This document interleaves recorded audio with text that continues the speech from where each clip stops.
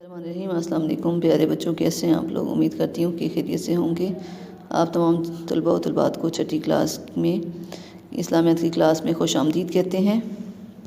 आज हमारा चौथा लेक्चर है जिसमें हम लोग पहले कर चुके हैं, आज और इसकी अहमियत सुलह हुदैबिया कर चुके हैं, और आज हम लोग बाब चारों में से जो पहला सबक है तहारत, पाकी और पाकीज़गी, इसके बारे में पढ़ेंगे। तो अपनी किताब का सफ़ा नंबर 49 खोल लें। ये सबक है हमारा तहारत, पाकी और पाकीज़गी।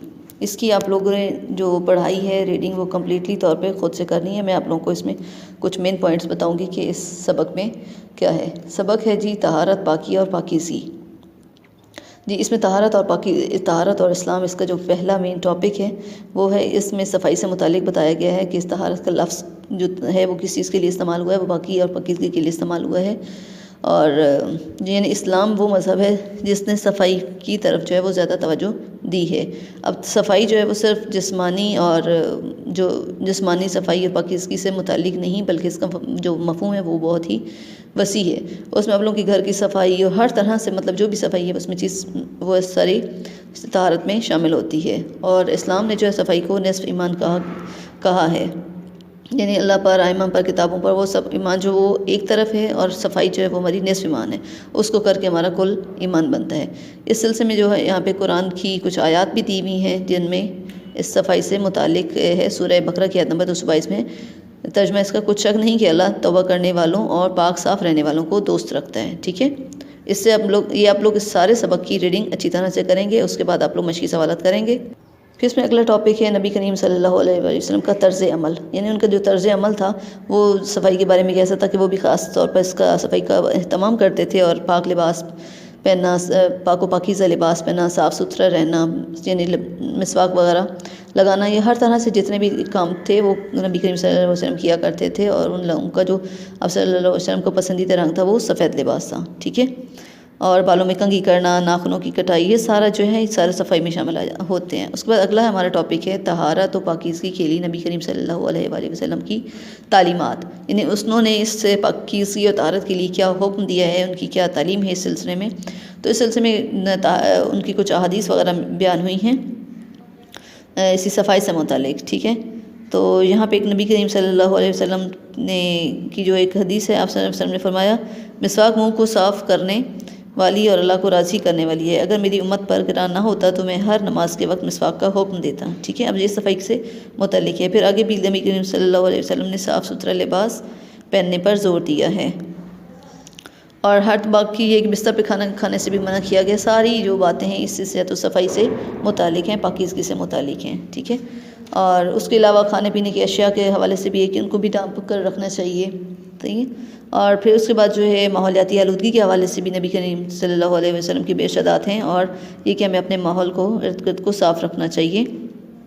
ठीक है, ये सब भी, यानी आपका घर हो या आपके इर्द गिर्द का माहौल हो, आपका जो भी चीज़ें हैं वो सब, उनका हमें ख़ास ख्याल रखना होता है सफाई के हवाले से। ठीक है, और जो फिर यहाँ पे दरख्तों के हवाले से भी बात हुई है। नबी करीम सल्लल्लाहु अलैहि वसल्लम ने माहौल को भी साफ़ सुथरा रखने का हुक्म दिया है। इस सिलसिले में भी उनके इधर उन्होंने इरशादात फरमाए हैं।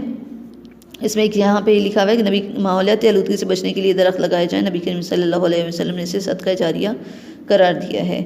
दौरान हाज दरख्तों और पौधों को नुकसान पहुंचाना भी काबिल कफ़ारा अमल करार दिया है कि अगर उस दौरान में भी कोई इसको पौधों दरख्तों को नुकसान पहुंचाता है तो वो इसका कफ़ारा देंगे। फिर रूह की पाकीज़गी, आम सफाई हम लोगों ने पहले पढ़ ली कि सफाई और पाकीज़गी कितनी क्या मतलब अहमियत है। फिर आगे रूह के हवाले से कि सिर्फ आपने जिस्म और लिबास को, घर को, माहौल को ही पाक साफ़ नहीं रखना, बल्कि क्या करना है कि अपनी रूह को भी पाक साफ़ रखना। जब रूह पाक होगी तो हमारा क्या होगा, हमारा माहौल, हमारा रिज़्क़, हर चीज़ जो है वो पाकीज़गी की तरफ आएगी। ठीक है, और फिर है कि आगे लिखा हुआ है कि शिर्क करने वालों को अल्लाह ताला नापाक करार देता है। ठीक है, और इसके बाद ये हर तरह से जिस्मानी है पाकीज़गी, लिबास की हर तरह से वो पाकीज़गी और तहारत को वाज़ेह किया गया है। और उसके बाद तालिब इल्म की ज़िम्मेदारी, अब एक इल्म की, तालिब इल्म की हैसियत से जो सफाई के हवाले से कि वो हमारी क्या ज़िम्मेदारी होती है कि आपका जो किताबें हैं, बैग है, जो भी चीज़ें आपकी पढ़ाई से मुतालिक हैं उनको भी पाक साफ़ आपने रखना है कि वो ख़राब नहीं हो। ठीक है, और उसके बाद है इज्तिमाई ज़िम्मेदारी। इज्तिमाई ज़िम्मेदारी में भी है कि चाहे वो हमारा घर है, घर से बाहर का माहौल है, जो भी है, मोहल्ले की सफाई है, गली की सफाई है, तो उसमें भी सबको मिलजुल कर काम करना चाहिए, वो हमारी इज्तिमाई ज़िम्मेदारी में आ जाता है। एक तो फ़र्दन होता है कि एक अलग शख्स की ज़िम्मेदारी, और यहाँ पे जब इकट्ठी इज्तिमाई बात आ जाती है तो वो तमाम लोगों की ज़िम्मेदारी में आ जाता है कि अपने माहौल को साफ़ करना है सब ने मिलजुल कर, ठीक है।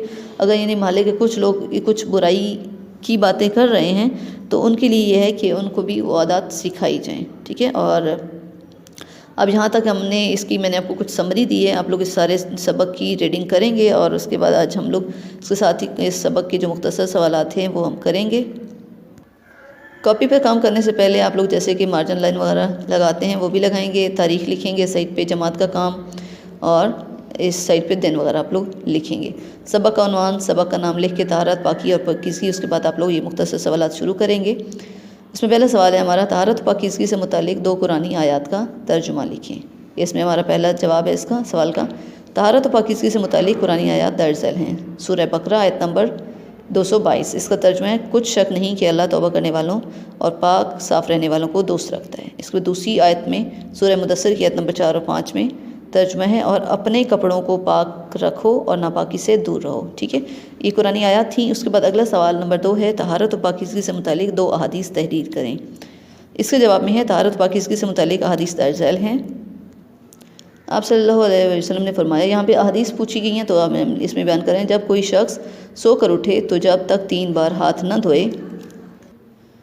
धोए में ऊपर हमसा आएगा, पानी हाथ ना धोए, पानी के बर्तन में हाथ ना डाले। और दूसरी हदीस में अभी आप सल्लल्लाहु अलैहि वसल्लम ने फरमाया, क़यामत के रोज़ मेरी उम्मत की निशानी ये होगी कि उनकी पेशानियाँ और वज़ू के आज़ा नूर से जगमगा रहे होंगे। आज़ा में आप लोग यहाँ पे हमज़ा लगाएंगे, जगमगा रहे होंगे। बस जो शख्स अपने नूर को बढ़ाना चाहे बढ़ा ले, ठीक है। उसके बाद हमारा सवाल नंबर 3 है, माहौल को आलूदगी से बचाने के लिए 5 तजावीज़ लिखिए। तो इसका जवाब है, माहौल को आलूदगी से बचाने के लिए तजावीज़ दर्ज झैल हैं। नंबर 1, घर का कूड़ा क्रिकेट बाहर ना फेंका जाए। आगे ख़त्मा है, अगर आप लोगों को नज़र नहीं आ रहा तो आप लोग जैसे जुमला ख़त्म हो साथ लगाएं। नंबर 2 है, आम रास्तों और दरख्तों के साए में क़ज़ाए हाजत ना की जाए, यानी जो वॉशरूम के सिलसिले में कि वहाँ ना बैठा जाए। नंबर 3 है, क़ज़ाए हाजत के बाद तहारत की जाए, उसके बाद हाथ धोए जाएँ। नंबर 4 पे है, छींकते या खांसते वक्त मुंह पर हाथ या कपड़ा रखा जाए, इसमें रखा जाए, जगह जगह थूका ना जाए। उस पर नंबर 5 पे है, माहौलियाती आलूदगी से बचने के लिए दरख्त लगाए जाएँ। ये हमारा माहौलियाती आलूदगी से बचने की जो तजावीज़ थी वो सवाल है। उसके बाद सवाल नंबर 4 है, दरख्त लगाना सदका जारिया क्यों है, ठीक है। इसका जवाब है, दरख्त लगाना सदका जारिया इसलिए है कि दरख्त माहौलियाती आलूदगी से बचने का ज़रिया है। दौरान हज दरख्तों और पौधों को नुकसान पहुंचाना भी काबिल कफ़ारा अमल करार दिया गया है। यहाँ पे हमारे ये जो मुख्तसर सवालात थे वे कंप्लीट हो गए हैं, तो अगले लेक्चर में हम इसके जो तफसीली सवालात हैं वो करेंगे। अगले लेक्चर तक के लिए अल्लाह हाफ़िज़।